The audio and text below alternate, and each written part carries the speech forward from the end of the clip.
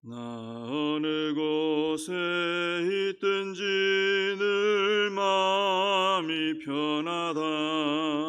주 예수 주신 평안함 늘 충만하도다. 나의 마음속이 늘 평안해. 나의 마음속이 늘 평안해. 악한 죄 파도가 많으나 마음이 늘 평안해. 내 맘에 솟는 영생수 한없이 흐르니 목마름 다시 없으며 늘 평안하도다. 나의 마음속이 늘 평안해. 나의 마음속이 늘 평안해. 악한 죄 파도가 많으나 마음이 늘 평안해. 참되신 주의 사랑을 영원치 못하네. 그 사랑 내 맘 여시고 소망을 주셨네. 나의 마음속이 늘 평안해.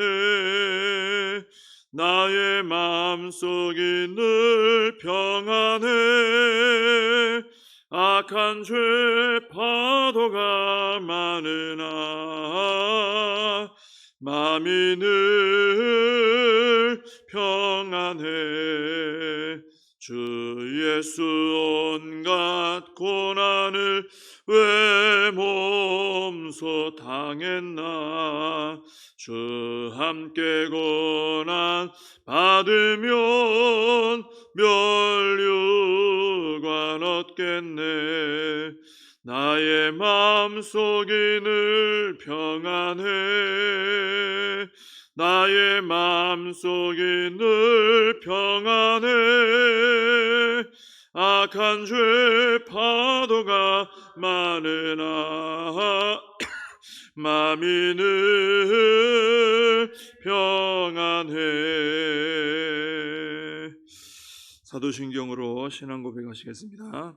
전능하사 천지를 만드신 하나님 아버지를 내가 믿사오며 그 외아들 우리 주 예수 그리스도를 믿사오니 이는 성령으로 잉태하사 동정녀 마리아에게 나시고 본디오 빌라도에게 고난을 받으사 십자가에 못 박혀 죽으시고 장사한 지 사흘 만에 죽은 자 가운데서 다시 살아나시며 하늘에 오르사 전능하신 하나님 우편에 앉아 계시다가 저리로서 산 자와 죽은 자를 심판하러 오시리라.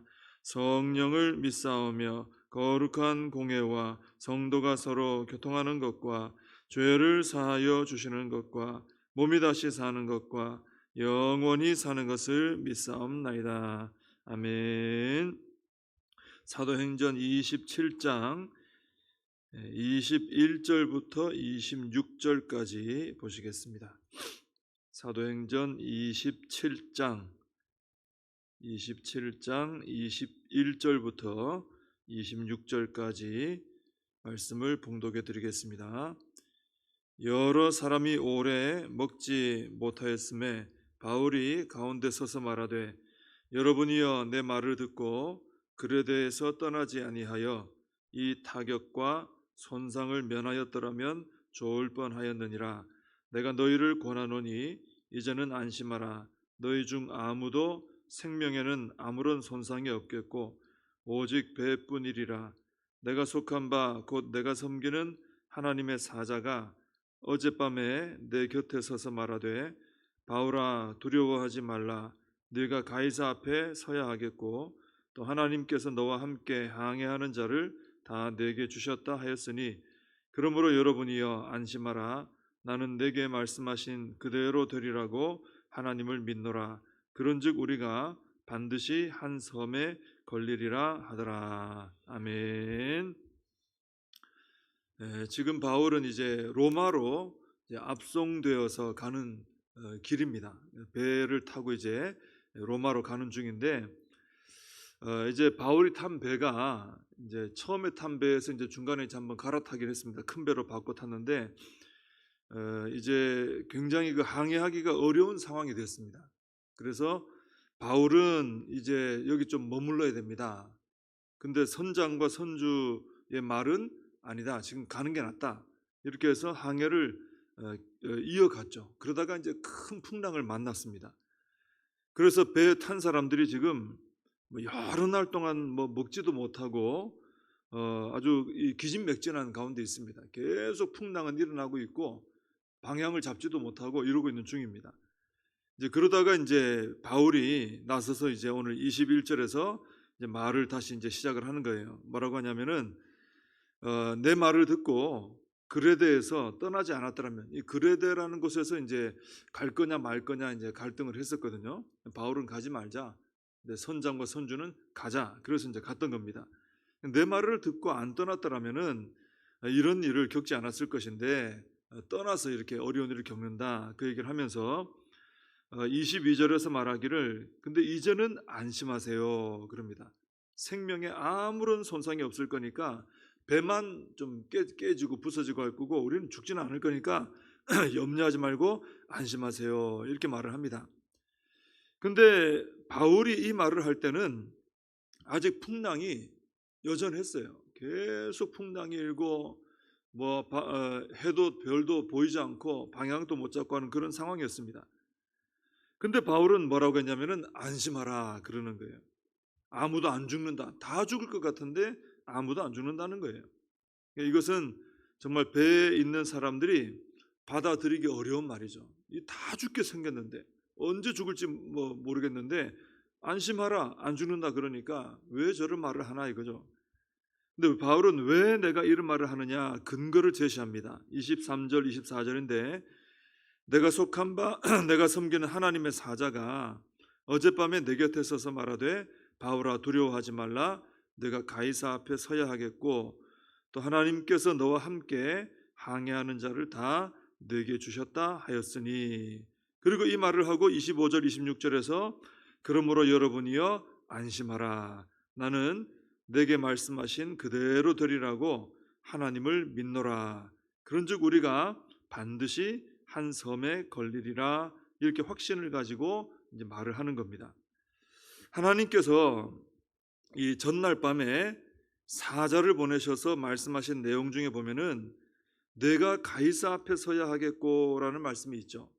이 말씀은 바울이 예루살렘에 있을 때 이미 주님께서 해주신 말씀입니다. 예루살렘에서 바울이 공회 앞에 서서 자기를 변론했을 때 이제 사두개인 바리새인들이 그 앞에서 막 서로 싸웠죠. 그래서 바울을 서로 잡아 당기느라고 바울이 또 죽을 뻔한 일이 있습니다. 근데 겨우 빠져나왔는데 그날 밤에 주님이 찾아오셔서 바울에게 그런 말씀하셨습니다. 담대하라. 내가 예루살렘에서 나의 일을 증언한 것 같이 로마에서도 증언하여라 하리라. 그날 밤에 그때 말씀하셨어요. 근데 오늘 또 이제 그 전날 밤에 또 말씀하신 거죠. 그래서 바울이 로마에 가서 가이사 황제 앞에 서는 것은 주님의 정하신 뜻입니다. 이미 그 뜻을 보이셨어요. 그 뜻대로 될 겁니다. 근데 우리 생각에는 그렇죠. 하나님께서 로마로 바울을 보내기로 뜻을 정하셨고 그 뜻대로 될 것 같으면 좀 편하게 보내주면 되잖아요. 편하게 좀 빨리 보내줘도 되잖아요. 근데 가는 길에 왜 이렇게 큰 풍랑을 만나게 하시고 이거 혹시 죽는 거 아닌가? 이런 생각 들게 하냐 이거예요. 그냥 로마로 그냥 편안하게 가게 하시면 되는데 중간에 또 하나님 뜻대로 좀 순종해서 가는데 또 어려운 일이 생긴 거예요. 우리 생각에는 그냥 보내주시면 되는데 왜 그럴까 하는 그런 생각이 들 수 있습니다. 근데 이것을 보면서 깨닫게 되는 게 뭐냐면은 분명한 하나님의 이 뜻이 있어도 그 뜻대로 되는 과정 속에 또 다른 고난이 생길 수 있다는 거예요. 우리가 하나님의 뜻을 우리 분별하고 그 뜻대로 나를 이제 헌신해서 드렸다 이거예요. 하나님 뜻대로 살겠습니다 하고 가는데 그런데도 중간에 또 이 고난이 있을 수 있다는 것입니다. 그래서 때로는 내가 주님의 뜻대로 헌신해서 사는데 왜 이런 고난을 만나게 하실까? 이런 험한 과정을 거치게 하실까? 이런 마음이 생길 수 있다는 겁니다. 그런데 주님께서는 그 뜻대로 이루게 하시는 것은 분명합니다. 하나님의 뜻이 있고 그 뜻은 반드시 이루십니다. 그 뜻을 이루시기까지 나를 또 인도해 주시는 거죠. 근데 그 과정 속에서 또 다른 뜻을 가지고 고난의 길로 인도하시기도 하신다 하는 것입니다. 그래서 우리가 주님의 뜻에 헌신하여 살아가다가 고난을 만나면 낙심하지 말고 중단하지 말고 그 만난 고난 속에서도 또 주님의 뜻을 또 분별하고 헌신하는 그런 모습을 우리가 가져야 된다라는 것입니다. 자, 로마로 가는 길을 평탄하게 인도하지 않으시고 왜 이런 풍랑을 만나게 하셨는가? 24절 마지막에 보면은 이런 말씀이 나옵니다. 주님께서 그 전날 밤 바울에게 나타나신 말씀인데 너와 함께 항해하는 자를 다 내게 주셨다 그러셨어요. 주님께서는 바울이 로마에 가서도 주님을 증거하도록 뜻을 정하셨습니다. 그런데 그 과정 속에서 만난 이 벳사람들도 구원받기를 원하셨던 거예요. 그래서 이 벳사람들을 구원하기 위해서 하나님께서 이 풍랑을 일으켰다라는 것입니다. 그 과정 속에서 또 하나의 뜻을 또 하나님 주신 것이죠. 그래서 우리가 주님의 뜻대로 순종해 나갈 때 그 과정 속에서 또 다른 고난을 만났을 때 왜 내가 하나님 뜻에 순종했는데 이런 어려움을 주십니까? 할 것이 아니라 그 속에도 또 다른 뜻이 있는 줄 알고 또 다른 뜻이 우리 바울이 그런 일을 많이 경험했거든요. 하나님 뜻대로 순종하는데 괜히 빌립보 감옥에 또 갇히는 거예요. 왜 내가 매를 맞고 갇히지? 원망할 수도 있는데 감사 찬송했더니 거기 간수가 또 구원받고. 그러니까 우리 하나님의 뜻을 큰 뜻을 향해 나갈 때 이런 여러 가지 어려운 일이 생겨도 우리가 낙심할 것 없고 그 안에 또 하나님이 계획하신 뜻을 또 이루도록 나를 들여 헌신하면 된다라는 것입니다. 그러면 그 안에서 또 이런 벳사람들을 구원하는 이런 귀한 일들이 이루어진다는 것이죠. 근데 바울이 벳사람들에게 두려워하지 말라고 말하고 안심하라고 말하고 또 나에게 말씀하신 하나님을 믿는다라고 말하고 또 반드시 한 섬에 걸리리라 이렇게 말한 것은 어떤 상황에서 이 말을 했냐면은 그게 중요하죠. 풍랑이 여전할 때 한 말입니다. 지금 모든 풍랑이 끝나고 잔잔할 때 그때 바울이 한 말이 아니고 바로 눈앞에 무슨 섬이 보이고 그래서 한 말이 아니고 여전히 지금 풍랑이 아주 대단합니다. 아직도 안심할 만한 상황이 아닙니다. 한 섬에 안전하게 걸리게 될 확률이 없을 때 이 말을 했다. 이게 참 중요한 거예요.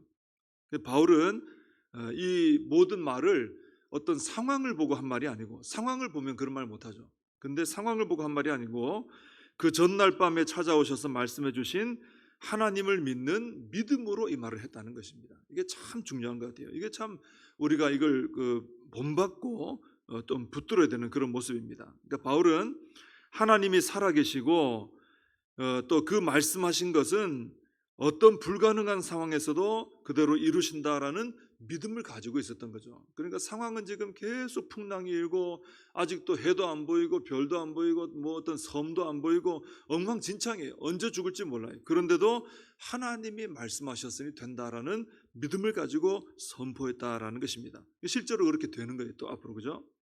그래서 우리에게도 이런 믿음이 있기를 바랍니다. 하나님께서 우리에게 주신 분명한 말씀이 있으면은 나의 상황이 아무리 불가능해 보이는 상황이라도 하나님께서 반드시 이루어 주실 것을 믿고 순종하는 믿음이 우리에게 있어야 되겠다라는 것입니다.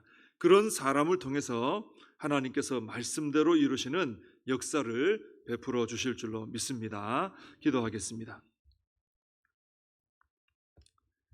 하나님 아버지, 사도 바울의 삶을 통해서 많은 것을 배우게 됩니다. 사도 바울이 하나님의 뜻을 붙들고 로마로 가는 길에 또다시 풍랑을 만났지만은 그 풍랑 통해서도 하나님께서는 벳사람들의 구원을 이루시고 영광 받으시려고 하신 것을 보게 됩니다. 하나님, 저희들이 아버지의 뜻에 순종하여 나아갈 때 어려운 일이 닥쳐오면은 그 속에서도 하나님의 뜻을 분별하고 이루실 뜻이 있을 줄 알고 헌신하는 순종하는 저희들이 되게 하여 주시옵소서. 그리고 하나님, 저희들이 하나님 주신 분명한 말씀과 약속이 있을 때는 어려운 상황이 지속된다 할지라도 낙심하지 말고 이 상황을 보고 믿는 것이 아니라 말씀을 붙들고 하나님 믿는 저희들이 되어서 그 말씀대로 이루어지는 은혜와 복을 누리는 저희들 모두가 되게 하여 주시옵소서. 하나님, 오늘도 거룩한 주일을 주심을 감사합니다. 이 주일 한날을 통해 우리 하나님의 영광이 드러나고 모든 성도님들이 예배를 드리며 또 함께 기뻐하며 교제하는 복된 한날이 되게 하여 주시옵소서. 예수님의 이름으로 기도하옵나이다. 아멘. 주님과 주신 기도로 예배를 마칩니다. 하늘에 계신 우리 아버지여, 이름이 거룩히 여김을 받으시오며 나라의 임하옵시며 뜻이 하늘에서 이룬 것 같이 땅에서도 이루어지이다. 오늘날 우리에게 일용할 양식을 주옵시고 우리가 우리에게 죄진 자를 사하여 준 것 같이 우리 죄를 사하여 주옵시고 우리를 시험에 들게 하지 마옵시고 다만 악에서 구하옵소서. 대개 나라와 권세와 영광이 아버지께 영원히 있사옵나이다. 아멘. 오늘 말씀 붙들고 기도하시고 오늘 주일을 위해서 함께 기도해 주시기 바랍니다.